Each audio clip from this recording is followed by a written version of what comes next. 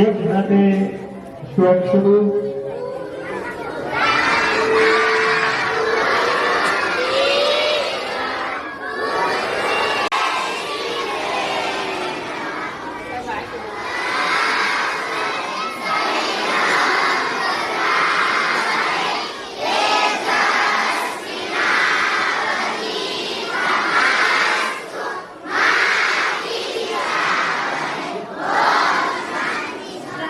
પર્વતની સૌને શુભકામનાઓ. આઝાદી કા અમૃત ઠેર ઠેર ઉજવાઈ રહ્યું છે. ભારત માતા તમને એક બે વાત કહેવા આવીશું. મેં હિન્દુસ્તાનને આઝાદ થતા જોયું છે, વિકાસતા જોયું છે. પર્વતની સ્વાતંત્ર્ય સૌને શુભકામના. ભારતના બાળક કેવું હોય જાણવું છે.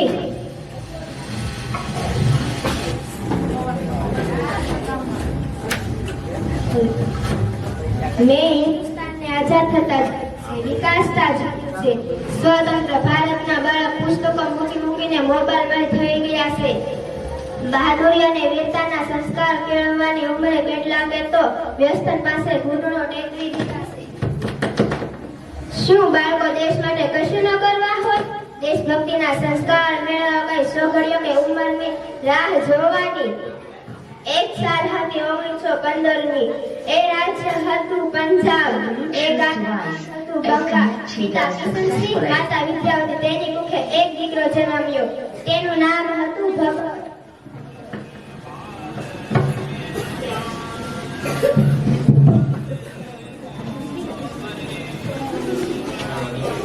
બાપુ, તમે આ શું વાવી રહ્યા છો? બેટા, આખું પંજાબ ઘઉં માટે વિશ્વવિખ્યાત છે. અચ્છા બાપુ, મને એ સમજાવો કે એક દાણો ઘઉંનો વાવ્યામાં આખા ખેતરમાં કેવી રીતે ઉગી જાય? અરે, ઈશ્વર બહુ મહેરબાન છે. ભગત એકમાંથી 1000 ગણા દાણા એ કરી આપે છે. બાપુ, તમે ભગવાનને જોયા છો? ના બેટા, પણ મારું લાલન પાલન આ ધરતીએ કર્યું છે. મારા માટે આ ધરતી જ ભગવાન છે. તારા માટે પણ ચાલ ઘરે ચાલ. નાની ઉંમરમાં મોટા સવાલો કરે છે. જી બાપુ, સત્ય શ્રી અકાલ. નાનકડા ભગતસિંહના અહીંયામાં બરોબર ઠસકાઈ ગઈ છે અને બીજા દિવસે ઘરમાં એક ઘટના બની.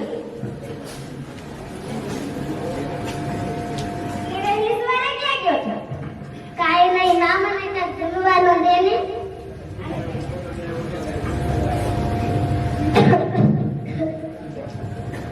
અરે બેટા, તને તો ખાંસી આવે છે. હા, મારી આ ગરદન ખાંસી માટે નહીં પણ ખાંસી માટે બની છે. હજી તું નાનો છો, નાની ઉંમરમાં મોટી મોટી વાતો કરે છો. અરે, સાંભળ્યું? હાજી બોલો. મારી પિસ્તોલ તે જોઈ છે? મારે શું કામ તમારી પિસ્તોલ? પિસ્તોલ ઝડપી નથી. કાલે સાંજે કબાટમાં રાખી હતી તો એ ભાઈને પૂછ્યું તો એને પણ ખબર નથી. બાપુ, તમારી પિસ્તોલ તમે લીધી છે. ભગત, પિસ્તોલ એ કોઈ રમકડું નથી. આને તું સમજાવ. અરે બેટા, આ પિસ્તોલનું તારે શું કામ? બાપુ, મેં પિસ્તોલ જઈને ખેતરમાં વાવી દીધી છે. પણ આવું કરવાનું કારણ શું? કારણ એ જ બાપુ, જો મને 1000 પિસ્તોલ મળી જાય ને તો અંગ્રેજોની સાચી સીડી નાખું. ક્યાં? બેટા, પિસ્તોલ ખેતરમાં ન ઉગે.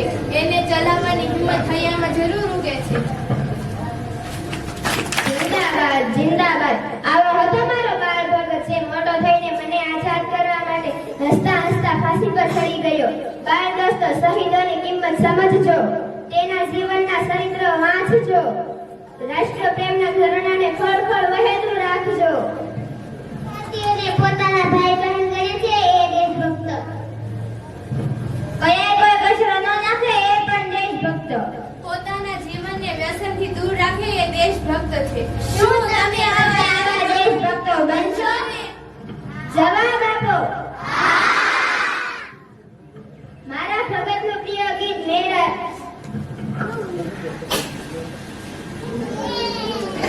कभी वो दिन भी आएगा जब आजाद होगे हम, अपनी जमीन होगी अपना आसमान होगा. जय भारत माता की.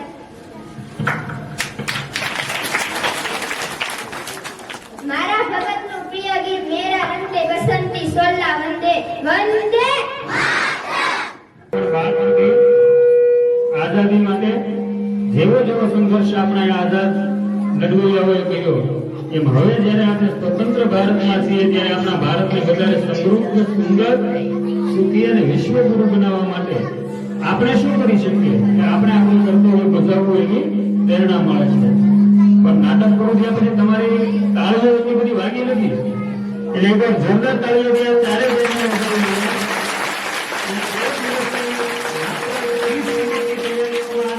એમણે પોતાનું આ નાટક તૈયાર કર્યું છે.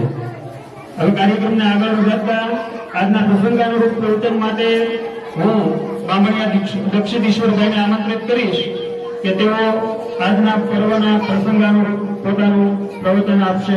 બામણિયા દક્ષિણ. India Independence is celebrated on 50 August year. It is celebrated because India got independence on 50 August 1947. Independence Day is a national and national holiday.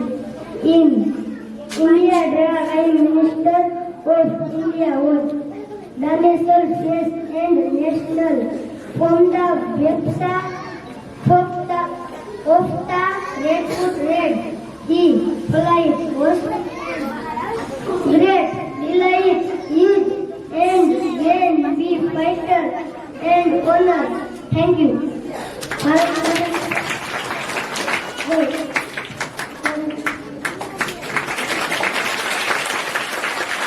સામર્થ્ય અને ક્ષમતા મુજબ ઉત્કૃષ્ટ સંભાષણ આપણને સૌને આપ્યું.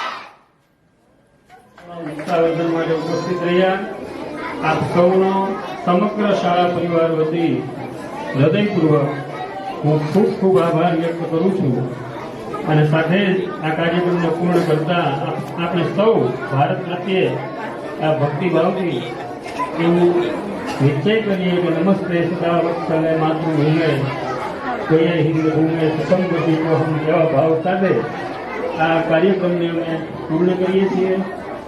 200 રૂપિયા ઝાલા કન્સ્ટ્રક્શન તરફથી બાળકોના ગીતની પ્રસ્તુતિ બદલ આપવામાં આવે છે. વંદે વંદે.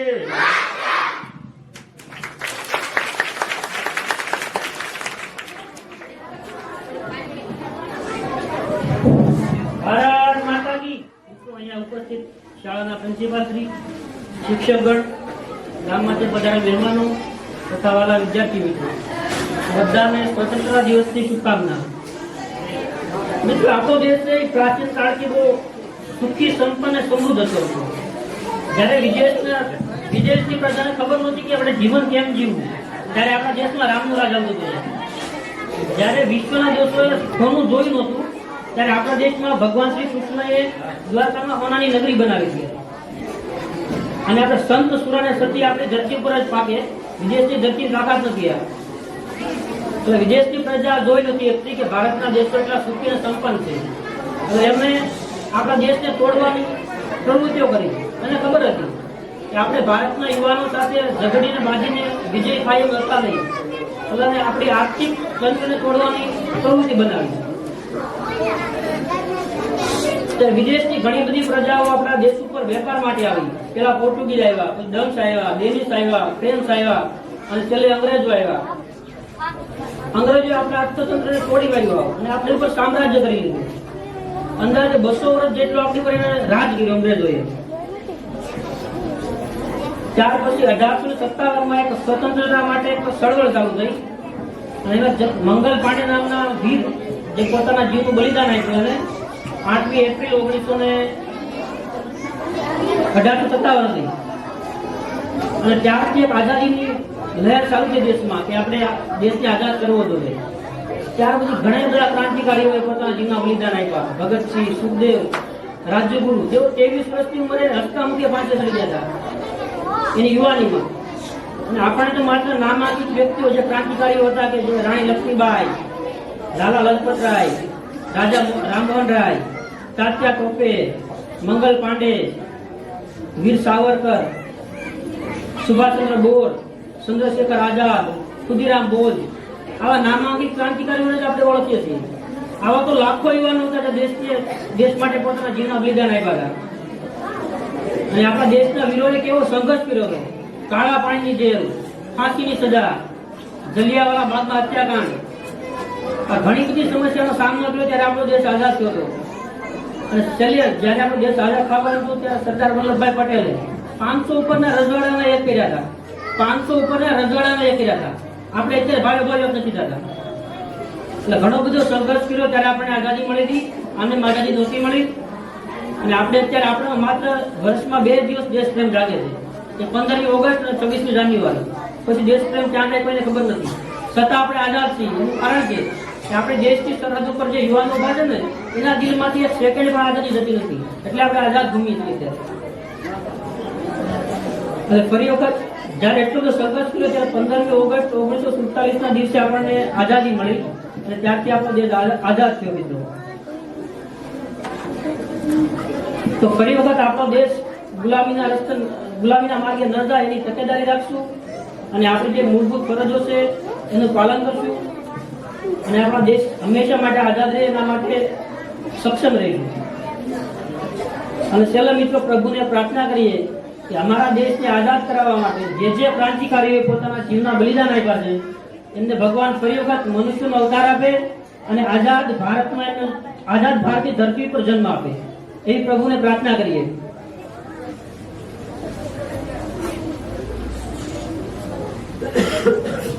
આપણી મૂળભૂત ફરજો આપણે નિભાવશું તો પણ આપણો દેશ કોઈ દિવસ ગુલામી નહીં કરે.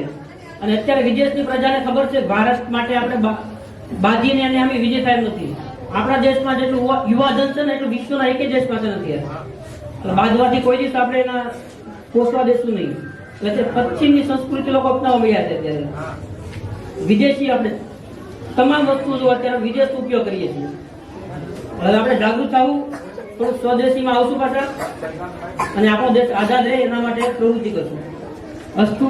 જય હિન્દ. અને આ સાથે આજનો આ અમૃત પર્વની આઝાદીના ઉત્સવનો શ્રી સમઢિયાળા એક પ્રાથમિક શાળાનો કાર્યક્રમ પૂર્ણ થાય છે.